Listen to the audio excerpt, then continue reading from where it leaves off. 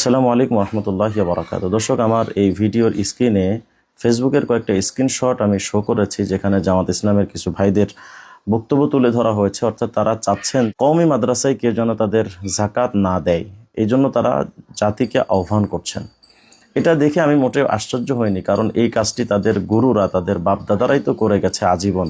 যারা আপনারা ইতিহাস জানেন তাদের কাছে বিষয়টা অজানা নয় যে 1765 সালে এই বাংলায় প্রায় ৮০,০০০ মক্তব মাদ্রাসা ছিল, এবং এই মাদ্রাসাগুলো চলার জন্য বাংলার 1/4 সম্পত্তি এই মাদ্রাসার জন্য লাখেরাজ বরাদ্দ ছিল। অর্থাৎ এই বাংলার 1/4 সম্পত্তির আয়ের উৎস দিয়ে মাদ্রাসাগুলো চলতো।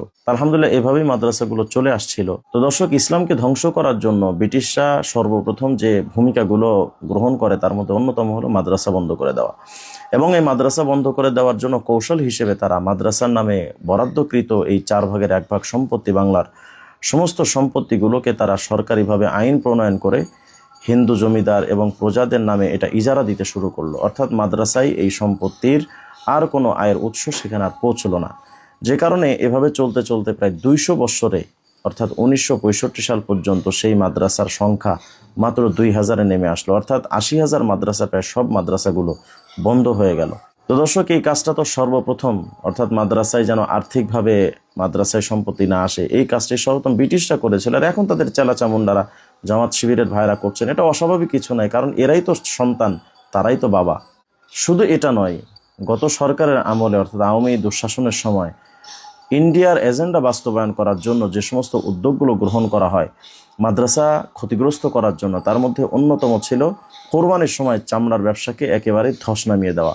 এবং সেই কাজটি করা হয়েছিল কারণ এই চামড়ার মাধ্যমে, চামড়া কালেকশনের মাধ্যমে কওমি মাদ্রাসায় বিরাট একটা অংশ আসতো।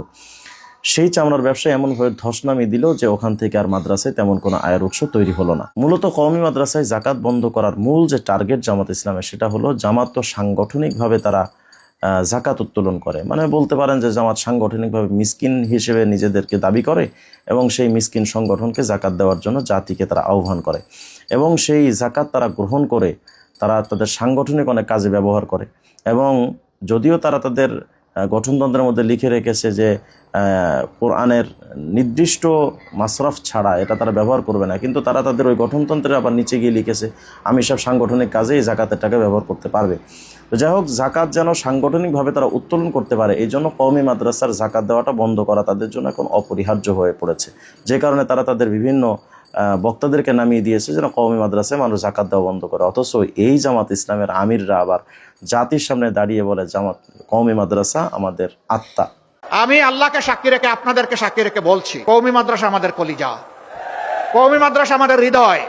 ইসলামী শিক্ষাটা তারাই এখন ধরে রেখেছেন, আলিয়ার শিক্ষা সংকুচিত হয়ে এসেছে।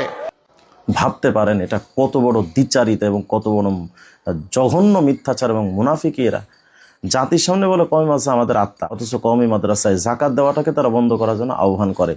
এর চাইতে বড় মুনাফিক এই বাংলাদেশে আর কোনো সংগঠনকে আপনারা দেখেছেন কখনো? তবে হ্যাঁ, কিছু লোক আমাদের কাছে প্রশ্ন করছেন যে কওমি মাদ্রাসায় জাকাত দিলে জাকাত আদায় হবে কেমনে, কারণ 8টি যে খাতের কথা, জাকাতের খাতের কথা বলা হয়েছে, সেখানে তো কওমি মাদ্রাসা নাই। হ্যাঁ, আসলে মসজিদ, মাদ্রাসা, প্রতিষ্ঠান, সংগঠন ইত্যাদি, এক্ষেত্রে এখানে জাকাত দিলে জাকাত আদায় হয় না। তবে হ্যাঁ, কওমি মাদ্রাসায় জাকাত যারা দেন এবং যারা জাকাত গ্রহণ করেন তারা কিন্তু সাধারণ ফান্ডে এই জাকাতের টাকা নেন না। সাধারণ ফান্ড দিয়ে মসজিদে, মাদ্রাসার বিল্ডিং হয় ইত্যাদি খরচগুলো চালানো হয়। কিন্তু কওমি মাদ্রাসায় একটা ফান্ড আছে, লিল্লা ফান্ড। যে লিল্লা ফান্ড থেকে গরিব, মিসকিন, অসহায়, হতদরিদ্র, এতিম, মিসকিন তাদেরকে খরচ বহন করা হয় এই লিল্লা ফান্ড থেকে। যে কারণে কওমি মাদ্রাসাওয়ালারা এই জাকাতের টাকাগুলো তারা লিল্লা ফান্ডে গ্রহণ করেন, সাধারণ ফান্ডে গ্রহণ করেন না। লিল্লা ফান্ডে যাওয়া মানেই এতিমদের খাতে যাওয়া, মিসকিনদের খাতে যাওয়া, যেটা জাকাতের 8টা খাতের মধ্যে যেগুলো সামিল রয়েছে। সুতরাং কওমি মাদ্রাসায় নির্দ্বিধায় লিল্লা ফান্ডে আপনারা জাকাত দিতে পারেন। তবে যারা জাকাত দিবেন তারা নিঃসন্দেহে এটা বলে দিতে হবে যে আমার এই টাকাটা জাকাতের টাকা বা ফিতরার টাকা বলে দিতে হবে। তাহলে তারা এই জাকাতের টাকা বা এই টাকাটা কোন খাতে নেবেন এটা তাদের জন্য সহজ হবে। তো জামাতের যে ভাইয়েরা এটা জাতিকে আহ্বান করছেন যেন কওমি মাদ্রাসায় জাকাত দেওয়া না হয়, এ দ্বারা কী হবে আমাকে বলেন তো? কওমি মাদ্রাসা বন্ধ হয়ে যাবে? ব্রিটিশরাই পারে নাই, আপনাদের বাপদাদারা পারেনি, আপনারা কিভাবে করবেন? রিজিকের জিম্মাদার কি আপনারা, নাকি জাকাত দিয়েই কি একমাত্র দুনিয়া চলে বা মাদ্রাসা চলে? রিজিকের জিম্মাদার তো আল্লাহ। কোরআনে কারিমের মধ্যে স্পষ্ট আয়াত আসছে, ওয়া মা মিন দাব্বাতিন ফিল আরদি ইল্লা আলাল্লাহি রিজকুহা। রিজিকের জিম্মাদার আল্লাহ। আরে জাকাত, ফিতরা অথবা দান অনুদান এগুলো তো শুধু একটা মাধ্যম মাত্র, কিন্তু মৌলিকভাবে রিজিক দেন তো আল্লাহ। যাকে দুনিয়াতে পাঠানো হয়েছে তার রিজিক দিয়ে আল্লাহ পাঠিয়েছেন। কওমি মাদ্রাসার ওলামায়ে কেরাম কখনো মানুষের মোহতাজ হন না, তারা চেষ্টা করেন শুধু, কিন্তু মোহতাজ হন না যে এই মানুষের জাকাত দিয়েই তারা চলবেন বা যে জাকাত দিয়ে তাদের চলতে হবে। তবে আপনারা যে জাকাত সাংগঠনিকভাবে গ্রহণ করেন, আপনাদের জাকাতটা দিলে মানুষের জাকাত আদায় হচ্ছে কিনা ওটার আগে খবর রাখেন, তারপরে কওমি মাদ্রাসার দিকে নজর দিন। কওমি মাদ্রাসার দিকে লক্ষ্য করে আপনাদের কোনো ফায়দা হবে না। কওমি মাদ্রাসা তার মাদ্রাসার গতিতেই চলবে, আল্লাহ পাকের ফায়সালা অনুযায়ী চলবে। এই জামাত শিবিরের টুন্ডা মৌলবীদের দ্বারা কওমি মাদ্রাসা ক্ষতিগ্রস্ত হবে না ইনশাআল্লাহ।